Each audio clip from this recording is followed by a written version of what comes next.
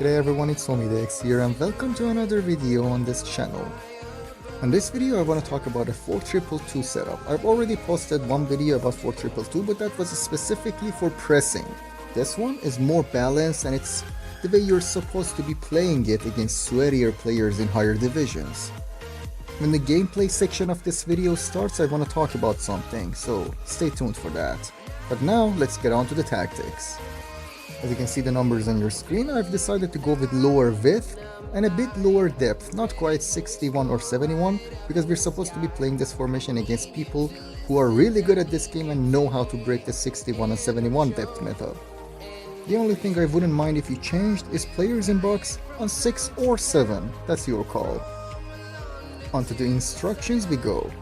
Now this is a formation that we already have some width with in our LAM and RAM. So our two strikers are on stay central and get in behind. You don't want them to get wide or anything. You could put one of them on comeback on defense, but I like them better when they're side by side. You can easily do 1-2 passes and break the defense. Now one of your wide cams, if you have a playmaker there, should be on comeback on defense, get into the box for crosses and free roam. If you don't, just like your other wide cam, come back on defense and simply get into the box for crosses. Now my LAM is Evolution Bernardo Silva, a player I love in the game. And he doesn't have the pace to be your typical wide player, that's why I have free roam on him, so he plays a little bit more centrally and opens up some space by making himself available for passes. Think of free roam as a come short instructions on a player. Down to our two CDMs, the one that's more defensive on cut passing lanes, stay back while attacking, and cover center. This is the Anchorman, he just stands back and defends. The second CDM, who could be a box to box, we have on absolutely default and cover center. We want to let this player contribute something to the attack. And both of our fullbacks, since we're going to be really sweaty playing against hardcore players, both of them will stay back while attacking. Your goalkeeper, as always, comes for crosses and default. Now let's get on to some gameplay, and as we do, I want to talk about the last video where I scored 12 goals against the poor kid. And a lot of people were not happy about that. But the thing is, I'm in the very high ends of Division 1, and if I want to record my videos playing division rivals, it will look like this.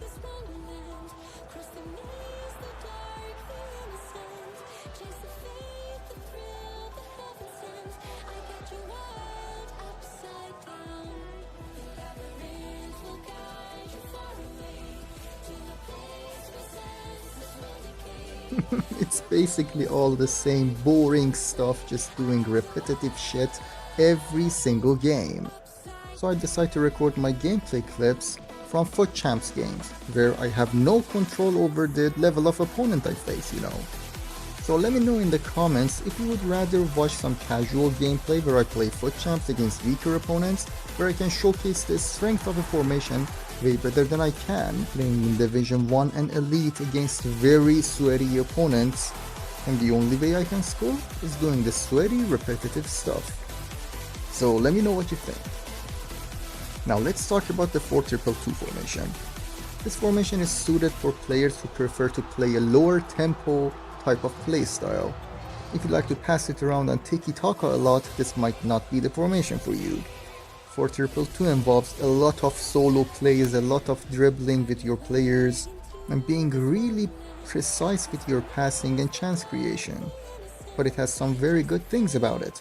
Your front four are always pinning your opponent's defense back, which makes for lots of green space just behind your opponent's box where you can just pass the ball around and find numerous players to pass the ball to when your opponents make a single mistake.